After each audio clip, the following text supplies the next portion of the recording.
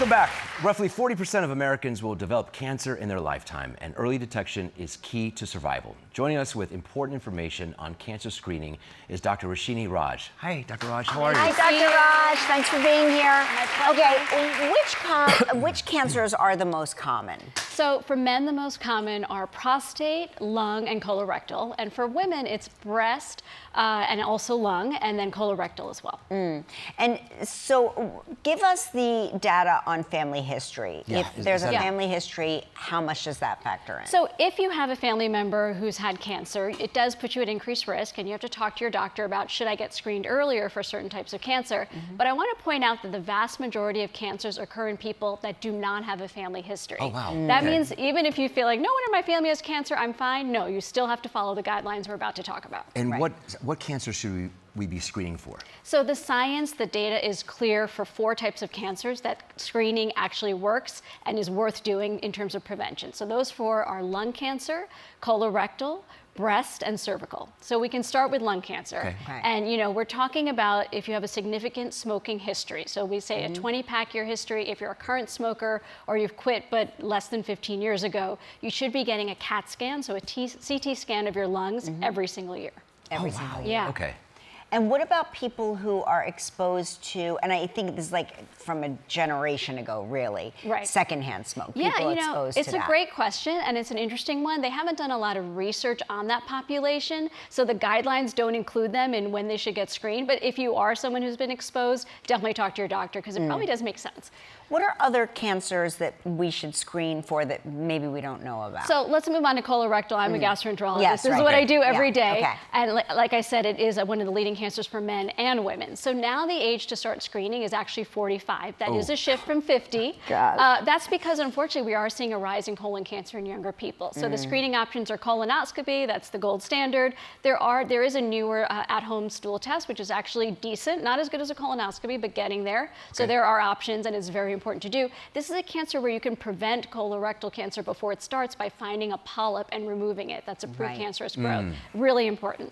We can move on to breast. We know it's extremely common in women. This is something you should be starting at age 40 with mammograms. And if you have dense breasts, then you should consider getting an ultrasound and an MRI as well. Your insurance should cover that because mammograms are not very accurate in women with dense breasts. Right.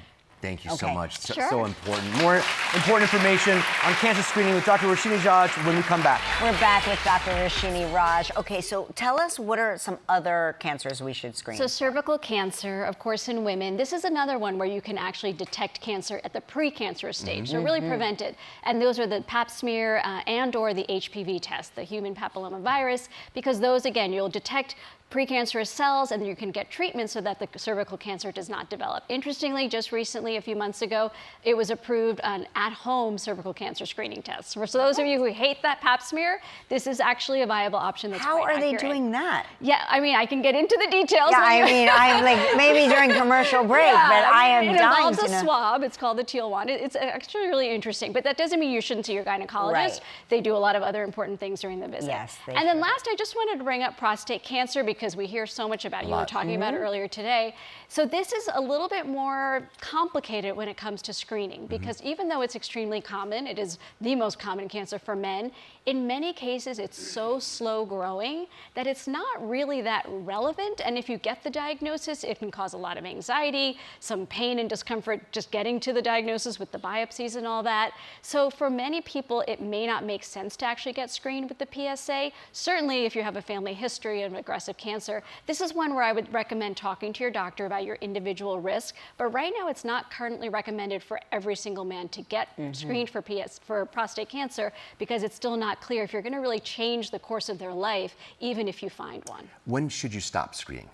Great question. And there are definitely guidelines, colonoscopy or colon cancer, it says 45 to 75. That doesn't mean you necessarily stop at 75. It means at that point, it's not a definite. You talk to your doctor about your individual risk. Because if you're very healthy, you come into my office as a 76-year-old, I probably would recommend continuing to screen because if I found something, we could treat it, do something about it, and you would actually add some years to your life.